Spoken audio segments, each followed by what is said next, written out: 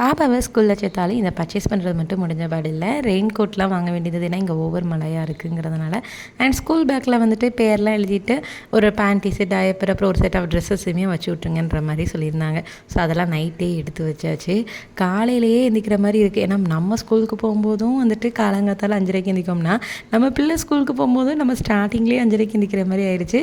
பாப்பா ப்ரீகேஜி தான், பட் அங்கே வந்து ஃபுல் டேங்கிறதுனால ஸ்நாக்ஸு, லஞ்ச் பாக்ஸு எல்லாமே பேக் பண்ணி கொடுக்குற மாதிரி இருந்தது. ஸோ ஸ்நாக்ஸுக்கு சாலட் மாதிரி வச்சுட்டு துவரம்பருப்பு சாதமும் உருளைக்கிழங்கு பொரியலும் தான் வச்சுருந்தேன். ஏன்னா அவங்க ஸ்கூல்லேயே சொல்லியிருந்தாங்க, ஏன்னா பிள்ளைங்களுக்கு பிடிச்ச மாதிரியான ஃபுட்ஸாக கொடுங்க, அப்புறம் வந்து அழக்கூடாது அப்படிங்கிற மாதிரி. ஸோ அவளை உட்கார வச்சு தான் பேக் பண்ணேன். நெய்யெல்லாம் ஊற்றிருக்கமா பார்த்துக்கோ, அங்கே போய்ட்டு மிஸ்ட்டை போய் நெய்ன்னு கேட்டுட்டு இருக்கக்கூடாதுங்கிற மாதிரி சொல்லியிருந்தோம். எல்லாம் கிளம்புனதுக்கப்புறம் பார்த்திங்கன்னா சரி மழை. ஸோ மழையிலேயே அப்படியே ஸ்கூலுக்கும் போயாச்சு. ஃபஸ்ட்டு டே எங்கள் கூடயே வந்துட்டாங்கிறதுனால செகண்ட் டே வந்துட்டு ஃபுல் டே வேறு நம்ம பார்த்து அழுவாக நம்ம கிளம்பும்போது நாங்கள் நினச்சோம். பட் அங்கே நடந்ததே என்னமோ வேறு. மற்ற கிட்ஸ்லாம் வந்துட்டு பேரண்ட்ஸ் கிளம்பும்போது அழ ஆரம்பித்தாங்க. பட் இந்த அம்மா மட்டும் அவங்க மிஸ் அவங்க அழுகுறாங்க, இவங்க அழுகுறாங்கன்னு கையை காட்டிகிட்டு இருந்தா.